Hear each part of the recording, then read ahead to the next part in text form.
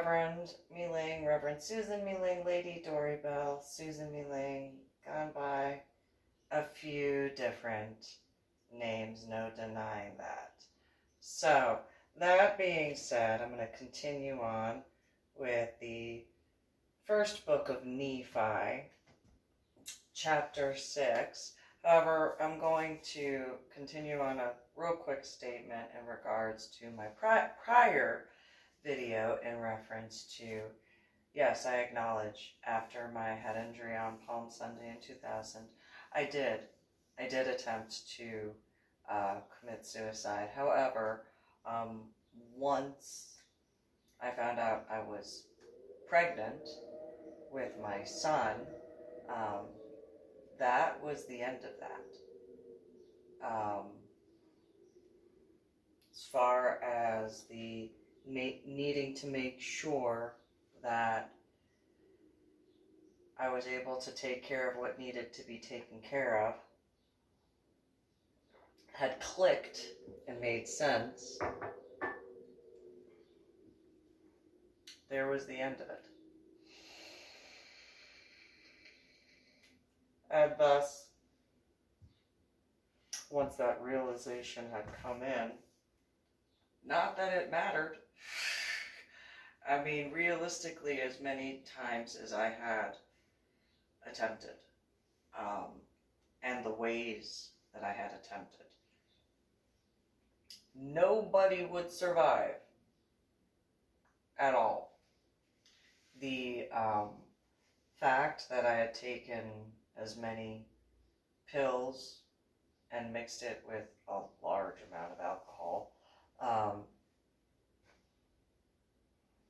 and that's not a way to be of a challenge or anything like that. That's just stating fact.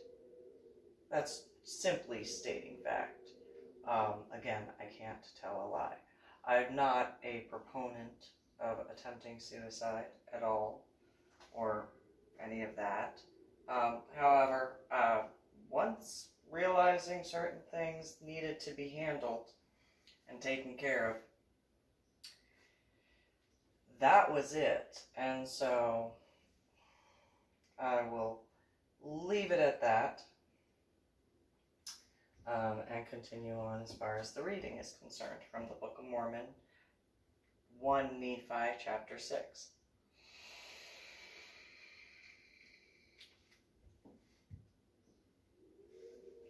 Nephi writes of the things of God. Nephi's purpose is to persuade men to come unto the God of Abraham and be saved, about 600 to 592 BC. And now I, Nephi, do not give the genealogy of my fathers in this part of my record, neither at any time shall I give it up after upon these plates which I am writing, for it is given in the record which has been kept by my father, wherefore I do not write it in this work. For it sufficeth me to say that we are descendants of Joseph, and it mattereth not to me that I am particular to give a full account of all the things of my father, for they cannot be written upon these plates. For I desire the room that I may write of the things of God. For the fullness of mine intent is that I may persuade men to come unto the God of Abraham, and the God of Isaac, and the God of Jacob, and be saved. Wherefore the things which are pleasing unto the world I do not write, but the things which are pleasing unto God and unto those who are not of the world. Wherefore I shall give commandment unto my seed, that they shall not occupy these plates with the things which are not of worth unto the children of men. So you can take a look at that in multiple ways, in multiple facets, whether you look at, my ex-sister-in-law, Susie Marie Nichols-Lopez, had a son named Joseph, and his thing was more along the gaming aspect, similarly to Mary Evangelina Nichols-Osteen, mainly because Susie Marie Nichols-Lopez would buy him anything and everything he wanted, instead of actually being a mom and responsible. She had her other daughters, Brianna Marie Lopez and Marissa Marie Lopez, raising Joseph instead. And it was a ridiculous amount of things in that regard. And so Joseph Anthony Lopez had a problem with the fact that I would not tolerate that. I would not tolerate the fact, and I gave Susie Marie Nichols-Lopez grief about it. I said Brianna should not be raising Marissa and Joseph, and Marissa should not be raising Brianna's children, nor Joseph. Both Brianna and Marissa should be focusing on their schooling and be able to be children instead of being a replacement mother for you because you chose to have Joseph Anthony. And just because Joseph Anthony Lopez is the only male that you have had or will bear, that doesn't mean anything. Realistically, what means more is teaching, number one, Brianna Marie Lopez and Marissa Marie Lopez to accept themselves for who they are, and to teach them to educate themselves so that way they do not make the same mistakes you have made. She did not like that. Then I said that they need to be able to not only be children and live their own lives, but they should not be parents to a child when they themselves are children. Then, in also regards, before I go on, to Brianna Marie Lopez, the fact that she had gotten pregnant by a male who was more than 5 or 6 years older than her. I had warned Susie Marie Nichols-Lopez that Brianna Marie would be dealing with the consequences, and he, as in the male who impregnated her, should be charged with statutory. And Susie Marie Nichols-Lopez laughed at me and told me that I didn't know what I was talking about. Then, when it came to Marissa Marie, because Brianna Marie already had the first child, I refused to let Marissa Marie miss out on certain things. And Joseph Anthony Lopez threw a temper tantrum, and I dealt with the fact that Susie Marie Nichols-Lopez was upset at the fact that I would not take Joseph Anthony Lopez on the vacation to Georgia and Florida. And I said, because that's not who was invited. That boy has been spoiled far too much as it is. I will not tolerate his attitude, the fact that he prefers to play video games instead of living real life. You are teaching your son that he will never understand reality. He will grow up into a world where he thinks everything is as simple as playing a video game, when that is not how reality actually is. And I've already had issues with Joseph Anthony. I'm not going to tolerate multiple aspects. And Marissa Marie needs a break.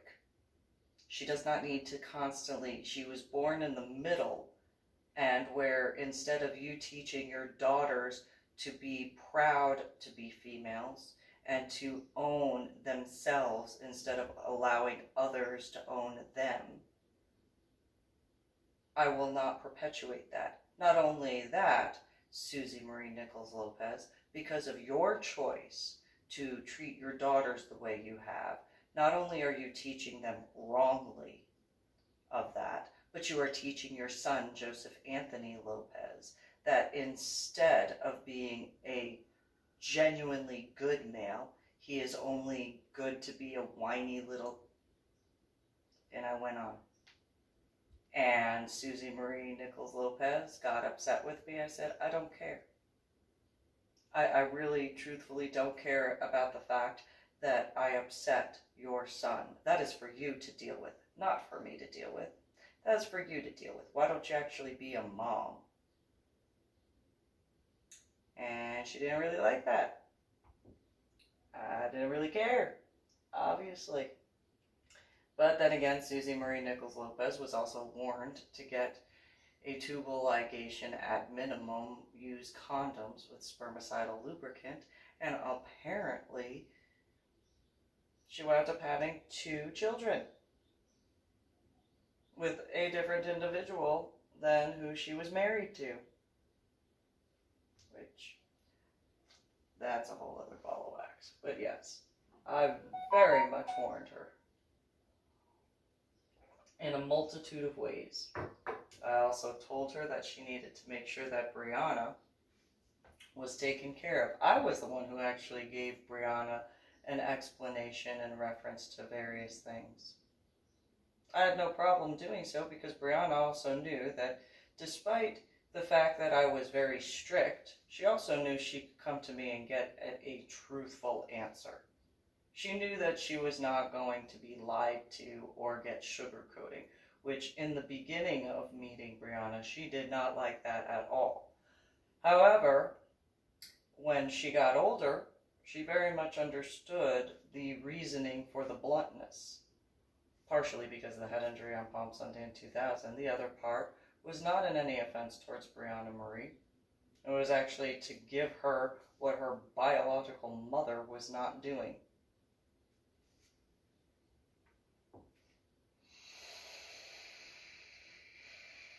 And it wasn't that I treated one of her children better than the other. It was all based on their own individual attitudes and choices. When Brianna Marie did good things, she was praised. When she did something that was wrong, I explained to her why I thought it was wrong. Same thing with Marissa, and same thing with Joseph Anthony. The difference is that Joseph Anthony Lopez refused to take himself out of that arrogance. And I warned Susie Marie Nichols-Lopez that if she chose not to stay with her husband, the first one, the one that the 3 children are from,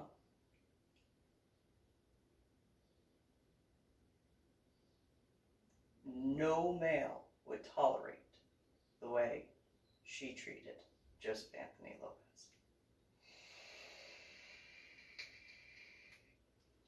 And then Joseph Anthony Lopez would get a very abrupt and rude awakening to the realities of life. Though apparently, according to my son, James Michael, he told me that he was forwarded an obituary in reference to Joseph Anthony Lopez, and that is what it is. Because I don't think that if he were to have survived, if that obituary was true, I don't think that he would have been any different than the way he was raised. He would have been into the video games more than into reality. And he would be abusive towards females. He would be as machismo as my dead ex-husband, though not man enough to actually, not that that's a man enough thing, but not man enough to actually be face-to-face with someone. Because of only being behind a computer screen and behind a TV. And the second that he was scolded by a female, he wouldn't know what to do. Probably just stand there batting his eyelashes, thinking that he was something special and not. So going on to 1 Nephi, chapter 7, Lehi's sons return to Jerusalem and invite Ishmael and his household to join them in their journey. Laman and others rebel. Nephi exhorts the brethren to have faith in the divine. They bind him with cords and plan the destruction, and he is freed by the power of faith, or she is freed by the power of faith. The brethren ask for forgiveness. Lehi and company offer sacrifice and burnt offerings about 600 to 592 BC, or before Christ. And now I would that ye might know that after my father Lehi had made an end of prophesying concerning his seed, it came to pass that the one spake unto him again, seeing and saying that it was not meet for him, Lehi, that he should take his family into the wilderness alone, but that his sons should take daughters to wife, that they might raise up seed unto the Lord or Lady in the land of promise. And it came to pass that the Lord or Lady commanded that I, Nephi, and my brethren should again return unto the land of Jerusalem, and bring down Ishmael and his family into the wilderness. And it came to pass that I, Nephi, did it again with my brethren, go forth into the wilderness to go up to Jerusalem. And it came to pass that we went up unto the house of Ishmael, and we did gain favor in the sight of Ishmael, insomuch that we did speak unto him the words of the one. And it came to pass that the divine one did soften the heart of Ishmael and also the household, insomuch that they took their journey with down into the wilderness to the tent of our father. And it became to pass that we journeyed into the wilderness, behold, Laman and Lemuel, and the two daughters of Ishmael, and the two sons of Ishmael, and their families did rebel against us, yea, against me, Nephi, and Sam, and their father Ishmael, and his wife, and his 3 other daughters. And it came to pass in which rebellion they were desirous to return to the land of Jerusalem.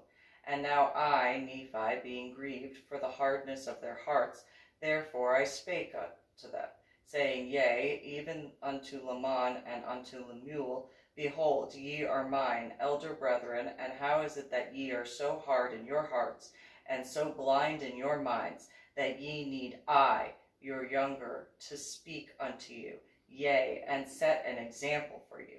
How is it that ye have not hearkened to the word of the divine? How is it that ye have forgotten that ye have seen an angel of the divine? Yea, and how is it that ye have forgotten what great things the divine hath done for all, in the delivering out of the hands of Laban, and also that all should obtain the record? Yea, and how is it that ye have forgotten that the divine is able to do all things according to the will for the children of men, if it is to be that they exercise faith in the divine? Wherefore let us be faithful unto the divine.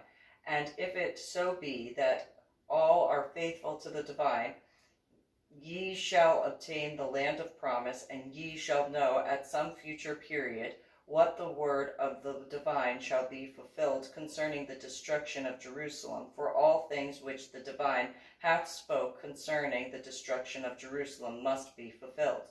For behold, the spirit of the divine seeketh soon to strive with them. For behold, they have rejected the prophets, and Jeremiah have they cast into prison. And they have sought to take away the life of my father, insomuch that they have driven him out of the land.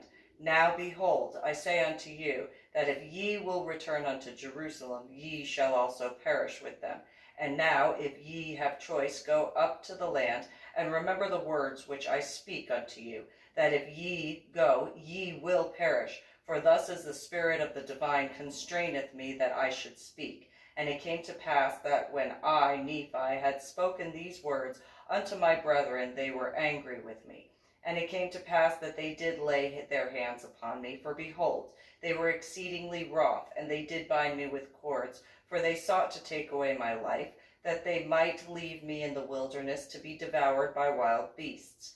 But it came to pass that I prayed unto the divine, saying, O divine, according to my faith which is in thee, wilt thou deliver me from the hands of my brethren? Yea, even give me strength that I may burst these bands with which I am bound. And it came to pass that when I had said these words, behold, the bands were loosened from off my hands and feet, and I stood before my brethren, and I spake unto them again. And it came to pass that they were angry with me again, and sought to lay hands upon me. But behold, one of the daughters of Ishmael, yea, and also her mother, and one of the sons of Ishmael, did plead with my brethren, insomuch that they did soften their hearts, and they did cease striving to take away my life. And it came to pass that they were sorrowful because of their wickedness, insomuch that they did bow down before me, and did plead with me that I would forgive them of the thing that they had done against me. And it came to pass that I did frankly forgive them all that they had done, and I did exhort them that they would pray unto the divine and their God for forgiveness. And it came to pass that they did so. And after they had done praying unto the divine, we did again travel on our journey towards the tent of our father. And it became unto pass that we did come down unto the tent of our father. And after I and my brethren and all of the house of Ishmael had come down unto the tent of my father, they did give thanks unto the divine their God, and they did offer sacrifice and burnt offerings.